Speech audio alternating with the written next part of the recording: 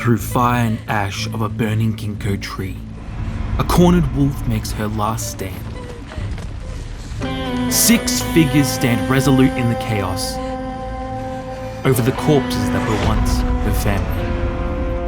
But the young wolf was not permitted to join them in death. For her, they had to make an example.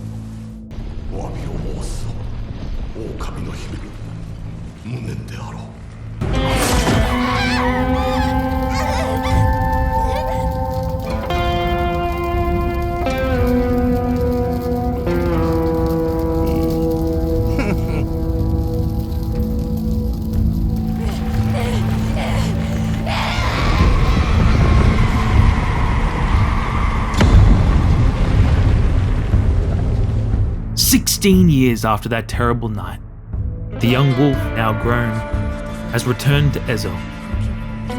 But what would bring her back to the place where she lost everything? 6 names scrawled over a piece of fabric. A list. The snake, the oni, the kitsune, the dragon and spider, and their leader, Lord Saito.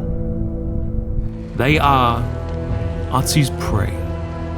They are a promise. All of the Yōtei Six will die, starting with the snake.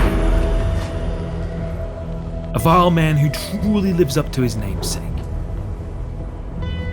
And he's bald as f***. Having taken up residence in a remote village, he drinks and smokes the night away with his men, toasting to their Lord Saito. Unaware and Onryo, a ghost of his past, now haunts that same village.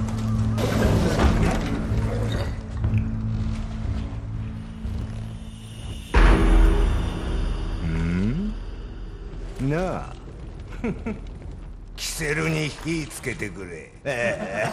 Oh, buddy, that was a really poor choice of words. Stumbling out of the burning den, the snake laughs. 誰だてめえ。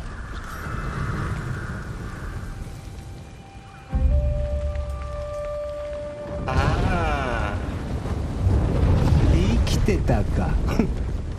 狼の姫。一人残らず息の根止めたと思ったが、また会えたな。刀鍛冶の娘。 Words filled with venom. He taunts Atsu over the deaths of her family. But the time for talk has passed. As a struggle for survival between the wolf and the snake begins.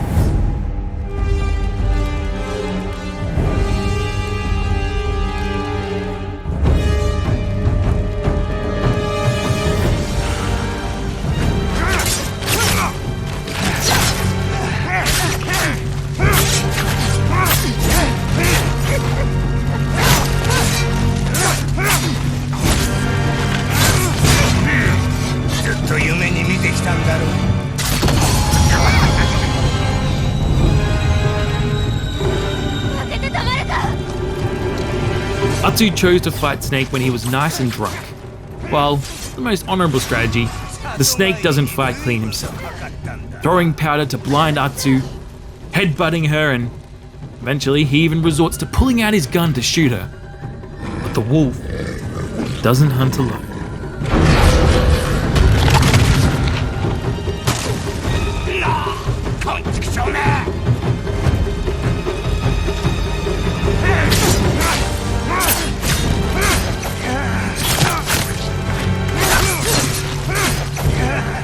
Victory seems to be just within our grasp. But even drunk as he is, he still has one final trick up his sleeve.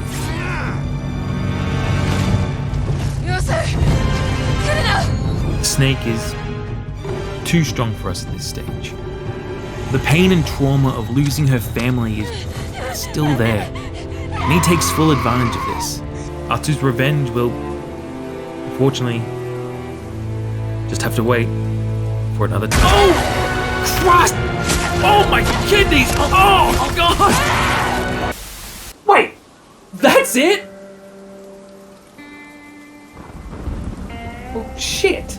So yeah, turns out we don't actually get to spend all that much time with the snake, as he's the very first boss you fight and first of the Yōtei Six to fall. But despite his small amount of screen time, there are actually some details we can glean from his backstory. His true name was Yukiharu. Born in pain, he should have died before 6 months of age. But obviously he survived, and his struggling family sold him to work the fields in service to Clan Saito. To dull the chronic pain he was born with, he regularly partook in drink and opium. The snakeskin mask details that he learnt the right things said could take you further than any blade. This clearly worked well for him, as he rose from working the fields of Clan Saito to the very council of its lord. Valued for his silver tongue, he found a place to belong with Lord Saito and the other outcasts fighting for his cause. And as we later find out, this would place him at the night of the burning ginkgo tree. The night that Atsu's family was slaughtered. A night that would seal his fate to die by the hand of the cornered young wolf. I love how Ghost of Yōtei starts. They treat it like the sequel it is. No hand-holding, just boom! Family's dead, 16 years pass, here, press square to attack and oh wait, actually, psych! Here's the first boss!